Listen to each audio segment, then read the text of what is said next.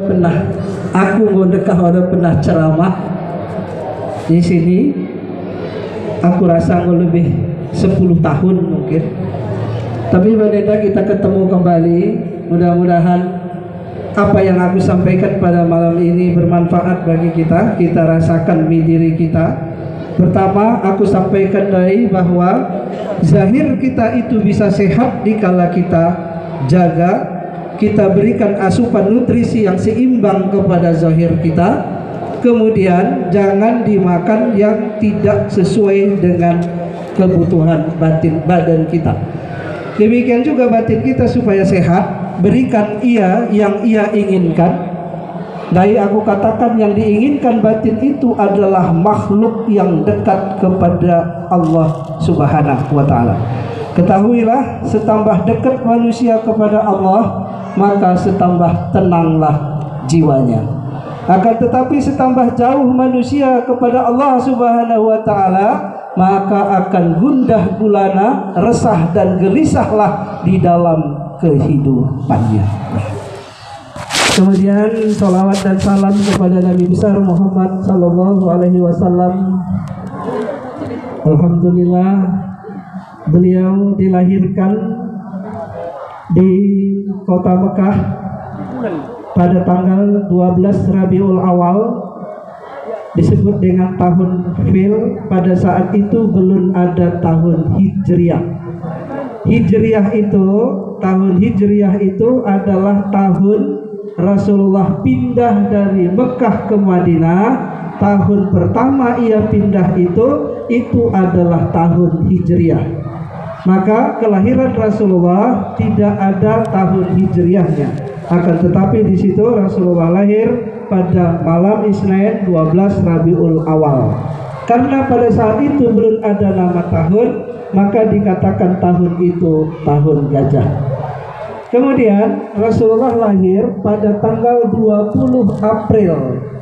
Setelah dihitung, setelah dianalisa, tanggal 12 Rabiul Awal itu adalah jatuh pada tanggal 20 April tahun 571 Masehi. Masehi itu adalah tahun lahirnya Isa Al-Masih.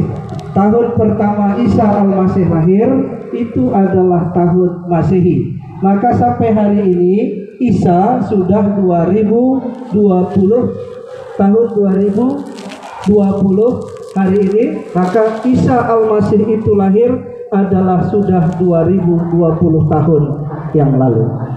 Nah, maka bahwa Rasulullah Shallallahu Alaihi Wasallam itu dilahirkan di kota Makkah pada tanggal 20 April 571 Masehi, itu adalah hari kelahiran Rasulullah Shallallahu Alaihi Wasallam.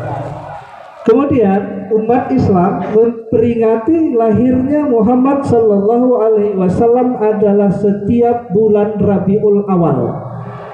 Ini kita ulas bahwa memperingati Maulid Nabi besar Muhammad Sallallahu Alaihi Wasallam itu adalah paling baiknya pada malam tanggal 12 Rabiul Awal itu. Apabila tidak bisa dapat, maka di bulan Rabiul Awalnya. Apabila juga tidak bisa dapat, maka Rabiul Akhirnya. Tidak juga bisa dapat, maka Jumadil Awalnya. Maka di sini tidak ada perbedaan pendapat. Ulama mengatakan bahwa memperingati Maulid Nabi Muhammad Sallallahu Alaihi Wasallam itu adalah lebih afdal pada 12 Rabiul Awal itu tidak ada.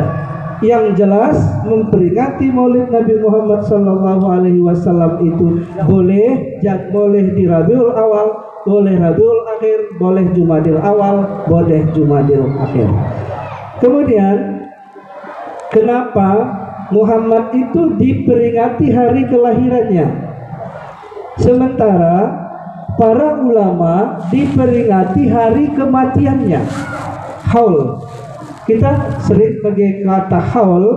Kenapa para ulama diperingati hari kemeninggalannya atau hari kematiannya, sementara Nabi Muhammad SAW diperingati hari kelahirannya?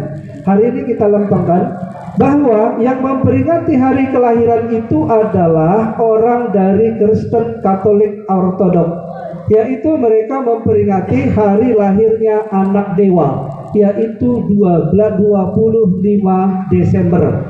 Maka haram hukumnya orang Islam mengucapkan selamat hari Natal dan Tahun Baru.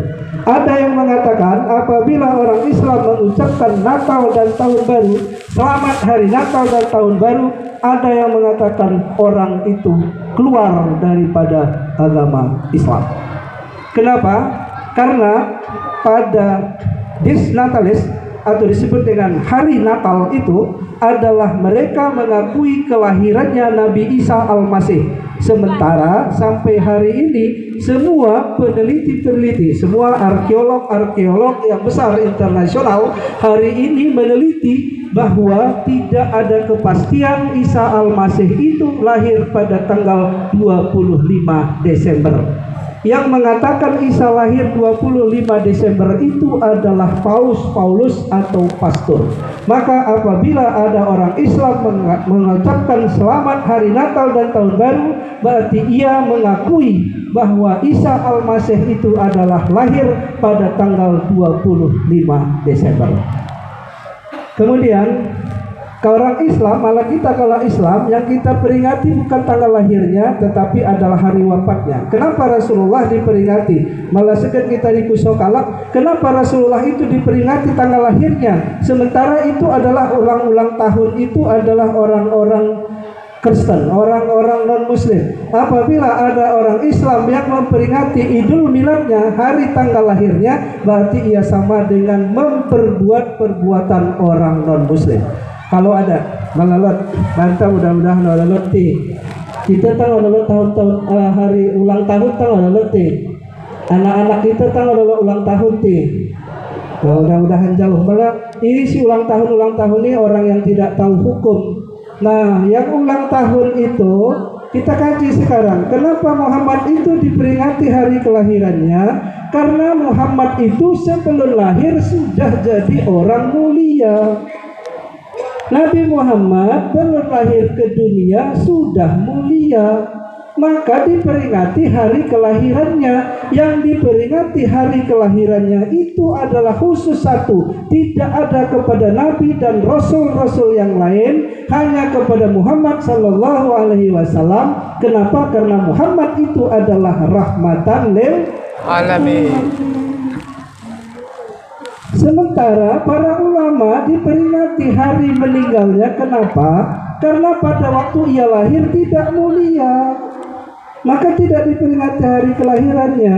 Diperingati hari meninggalnya karena kita anggap pada hari itu adalah hari mulia seorang manusia yang memisahkan diri dari kehidupan alam dunia menuju kepada alam akhirat. Maka ulama itu diperingati hari kemeninggalannya, diperingati hari kematiannya. Maka yang haul itu biasa dihaulkan para ulama, para guru yang kita anggap orang-orang yang meninggalnya husnul khotimah.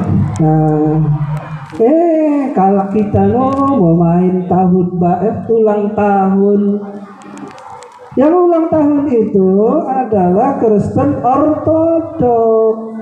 Awalnya sejarahnya mereka memperingati hari lahirnya Isa Al-Masih. Nah, maka ulang kita tergelincir gara-gara nasionalis. Nah, gara-gara kita nasionalis, ya Pak Koramil ya. Nah, gara-gara nasionalis, kemudian kita punya anak buah. Selamat tahun baru dan selamat hari Natal dan tahun baru. Apabila itu kita akui, kita ucapkan tandanya, kita akui bahwa Isa Al-Masih itu adalah lahir pada tanggal 25 Desember. Tidak benar. Sampai hari ini, berapa harikah setelah Maryam melahirkan Isa baru ia tunjukkan kepada umat manusia bahwa ini adalah Isa Al-Masih, ini adalah Nabi Isa, seorang Rasul Allah Subhanahu wa Ta'ala. Berapa hari setelah Isa lahir baru ditunjukkan oleh Maryam. Tidak ada yang tahu.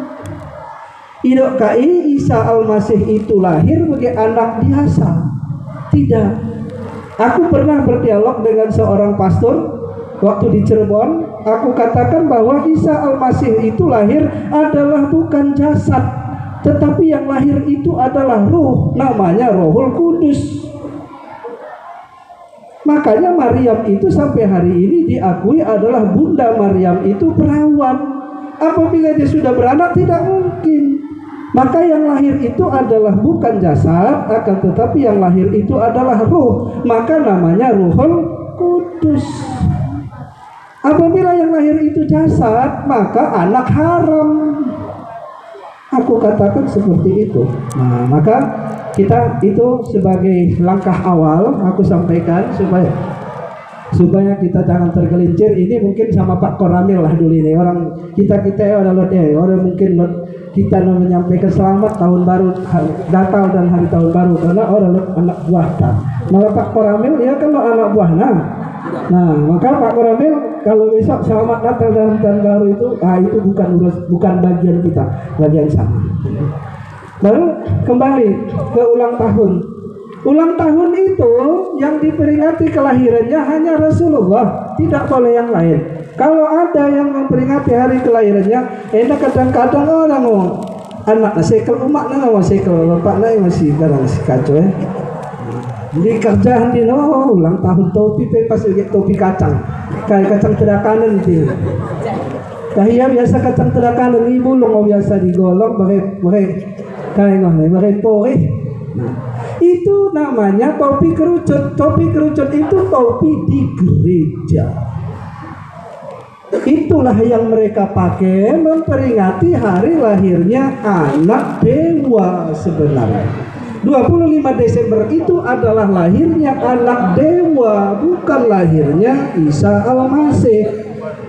Kalau kita ikut kami datang julu, kami datang julu, batu kohong datang julu, lot biasa. Nah, di anak-anak kerja pakai kue nanti lah. Nah, kalau ini kue hamburger kita lepat. Kaisi ulang tahun ini kue hamburger lah, kali lah, hok bento lah, segala macam itu kue orang itu. Kita kue sampai lepat loh. Bakmi goreng bukan kelasnya. Nah, ngomong pakai topi kacang terakanan deh, bukan punya kita. Nah, ini yang sudah lalu kita bertobat kepada Allah Subhanahu wa taala. Asalnya ulang kita salahkan anak ya Allah, anakku harap pada bagaikan kata, ya Allah, anakku harap pada bagai hati. Ya kere lain kok kita cari orang mende. Nah, ajari anak ta mende. Nah, itu minum maklueti. Boleh.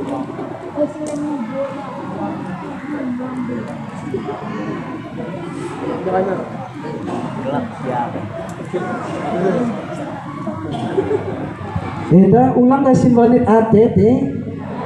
Ulang malah simbolik ate lo kenkin. Aku sih bagaimana orang aku tamen ini makan lo kente. Nah, niatku baik adalah untuk memperbaiki Islam pada hari ini. Karena Islam pada hari ini adalah terpojok, Islam pada hari ini adalah dikecilkan, Islam pada hari ini adalah dikucilkan, Islam pada hari ini adalah pengen dihapuskan. Kenapa? Karena umat Islam sendiri yang tidak menjaga Islamnya. Ketahuilah ke depan musuh Islam itu bukan Kristen, musuh Islam itu bukan Yahudi, musuh Islam itu bukan Nasrani, musuh Islam itu adalah orang Islam itu sendiri. Ke depan jangan kita berpikir besok kita berperang angkat senjata, tidak. Besok kita berperang bawa parang, bawa golok, tidak. Tetapi akidah kita yang diputus. Mata rantai akidah Islam yang hari ini mulai diputus oleh orang-orang Zionis dan orang-orang kapitalis. Nah, maka kita harus waspada. Mungkin seperti ini tidak banyak ustadz yang berani bicara. Aku yang berani bicara karena aku anggap ini ya malah patut nama mamiku, malah patut nama tuanku, bebereku, impalku. Ya, aku pada hari ini berbicara, kapasitasku berbicara pada malam ini adalah untuk memperbaiki akidah kita yang selama ini, nah mungkin kita saling menyalahkan. Yang sana salahkan sini, yang sini salahkan sini. Masyarakat salahkan pemimpin, pemimpin masyarakat salahkan masyarakat. Orang tua salahkan anak, anak salahkan orang tua. Maka yang ada pada hari ini kita saling menyalahkan. Maka mulai malam ini kita tidak saling menyalahkan, tapi kita saling memperbaiki. Teh malah bisa anak-anak iya le.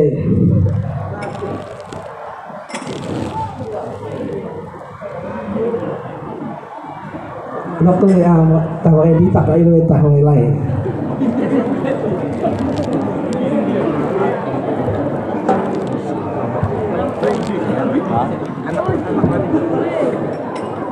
Ra cái cọng phim phim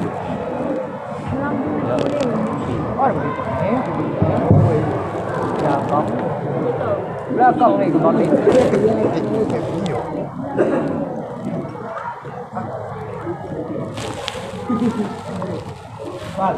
bagus.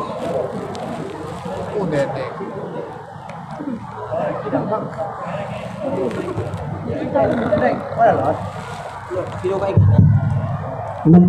Mende mangira anak-anak karena boleh ya iya si gue na tentu ya si gulut na idah na si tua-tua anak kuhang ya boleh kami dasar cari katena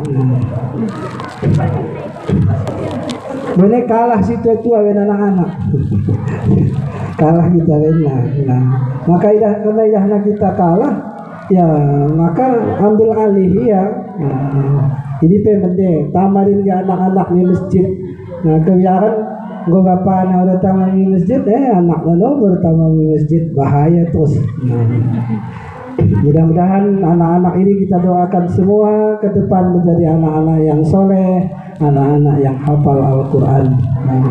Kemudian kita kembali bahwa Rasulullah Sallallahu Alaihi Wasallam satu aku sampaikan Muhammad Sallallahu Alaihi Wasallam itu adalah manusia yang luar biasa. Maka sampai hari ini foto Rasulullah pun tidak ada. Kita ulas, kenapa tidak ada foto Nabi Muhammad? Karena Nabi Muhammad itu adalah tidak sama dengan makhluk-makhluk yang lain. Malam ini kita kaji. Tidak ada satu kamera manapun, tidak ada satu tukang lukis manapun yang tidak mampu melukiskan wajah Muhammad Sallallahu Alaihi Wasallam itu. Apalagi karikaturnya, apalagi sini main Macron ini. Itu penghinaan. Baru tapi aku malam ini tidak berbicara aqua di boykot tidak, tapi malah bisa ulangi dong ini seluruh produk-produk kafir jangan dinikmati, tapi nikmatilah produk-produk muslim. Nah kemudian kita kembali bahwa Muhammad itu adalah manusia yang luar biasa. Kita kaji. Pertama, sebelum ada alam ini, apapun belum ada, kosong plong semua, hanya dalam azali Allah Subhanahu wa ta'ala. Allah Subhanahu wa ta'ala pertama sekali menciptakan nur, yaitu namanya Nur Muhammad. Ribuan tahun nur itu diciptakan oleh Allah Subhanahu wa ta'ala. Pada saat itu hanya Allah ta'ala lah dan Nur Muhammad yang ada. Allah ta'ala di dalam zaman azalinya dan Nur Muhammad itu adalah pada alamnya. Satu saya katakan bahwa alam Muhammad itu, Nur Muhammad itu tidak baqo. Nur Muhammad itu tidak kekal. Yang kekal itu adalah Allah, yang baqo itu adalah Allah. Malam ini kita kaji bahwa jangan nanti kita menganggap berarti Nur Muhammad itu adalah baqo, berarti Nur Muhammad itu adalah kekal. Karena kalau tidak, laulaka ya Muhammad ma khalaqtul makhluk, kata Allah. Karena kalau tidak gara-gara engkau ya Muhammad, maka tidak aku jadikan satu makhluk pun di dalam alam ini. Akan tetapi tetap Nur Muhammad itu adalah hadis atau baharu atau Adam. Adam itu artinya dulu tidak ada menjadi ada, menjadi tidak ada atau menjadi ada selama-lamanya. Kemudian setelah Allah Subhanahu wa ta'ala ribuan tahun menciptakan Nur Muhammad, kemudian Allah menciptakan yang namanya nafsu. Maka antara nur dan nafsu ini tetap perang sampai hari ini. Sampai hari ini antara nur dan nafsu di dalam diri manusia tetap perang. Satu contoh, maghrib nggak dekat waktu maghrib, nur bilang nggak desik waktu maghrib, nafsu mendokan dekah deh pasti. Maka kita berangkat di masjid, nur mengatakan polaan azan subuh sudah dekat, memaca bah masjid. Nur yang mengatakan itu siapa? Nur. Polaan bin polaan dekat waktu subuh, kalah sembahyang di masjid, berangkat kata nur, nafsu mendokan si hijab naik. Makden komat, makden tang, tema bang, ngorang, nur mendokan, polaan bin polaan, ngorang bang, nafsu mendokan hijab naik. Makden kamat, toleh, polaan bin polaan ngorang kamat, nafsu mendokan si hijab naik. Makden salam. Polaan bin polaan boleh salam, mana ingat? Kau balik medem, lemes, ngetahan golet matahari. La ilaha illallah. Ini antara nur dan nafsu tetap berlawanan. Maka yang pertama diciptakan Allah Ta'ala adalah nur, maka semua manusia itu dalam keadaan baik. Sejahat apapun manusia itu, asal ia waras, jiwanya tetap baik. Satu contoh, sejahat apapun manusia itu, tapi tetap ia pengen anaknya menjadi anak yang baik. Kira-kira orang tua yang pengen anaknya jadi anak yang tidak baik atau malu? Tidak ada. Kenapa? Karena sejahat-jahat manusia itu adalah hatinya baik. Nah, maka pertama yang diciptakan Allah adalah nur. Kita ingat pada hari ini yang kita pakai ini adalah siapa? Nur Muhammad. Mata kita bisa melihat. Kenapa mata itu bisa melihat? Karena ada nurnya. Nur siapa? Nur Muhammad. Telinga bisa mendengar. Kenapa bisa telinga mendengar? Topik TKS bisa pemegel. Padahal biasa, tempat sederhana. Tapi kenapa bisa reaksi, respon langsung ditangkapnya? Nah, apalagi malah lagi nanti itu ya kalak. Malah kami kan dulu kalau mengupat itu topik itu begitu terus balik, sempahnya terus. Nah, kenapa? Karena ada nurnya. Bah topik itu dua bang. Malah si mendena keca, berarti Nur Muhammad. Maulid lawanan. Kalau ada sibuk main kue, main kali kayak segala macam, dia tarik kali jahingkin jaring. Kayak lah nih, menurut jaring ya. Ini itu segala macam. Nah, remote TV-nya tetap atau main handphone tetap ini itu segala macam. Kita rasakan.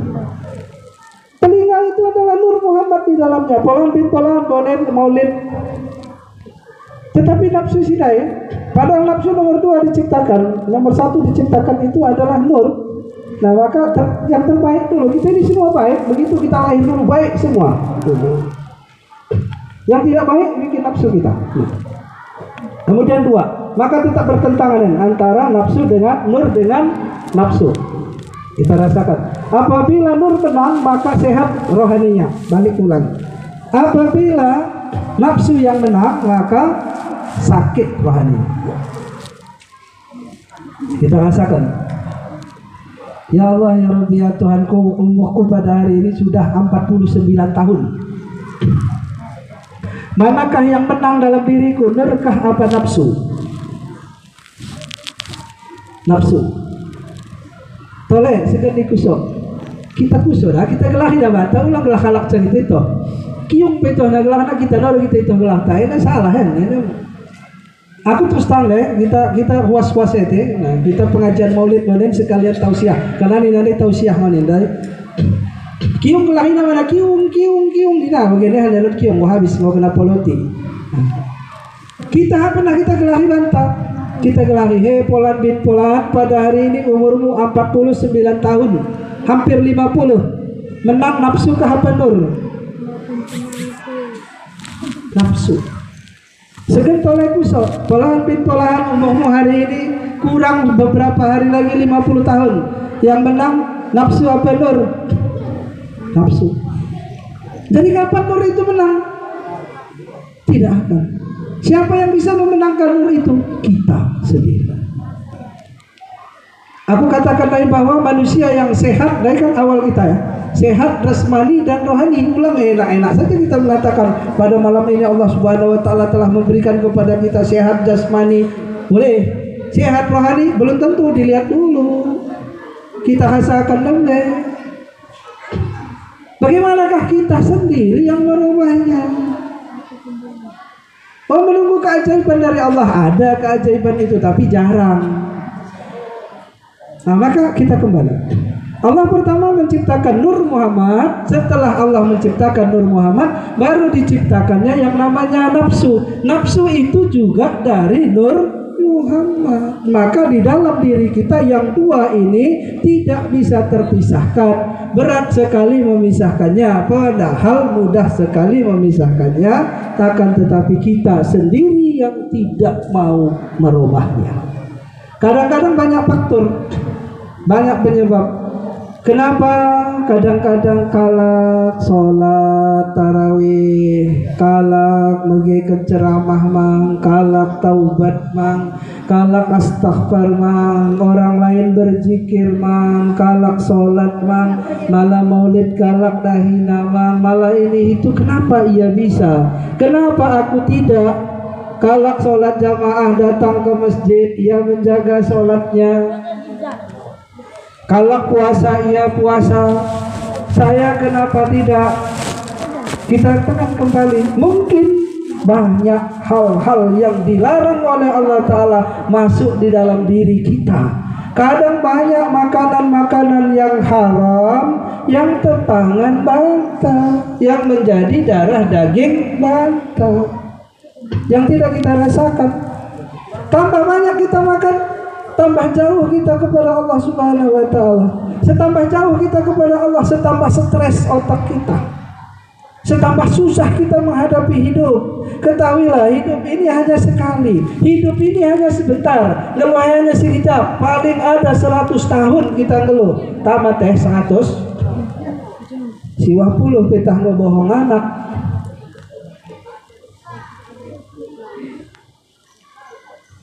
Kapan kita berubah?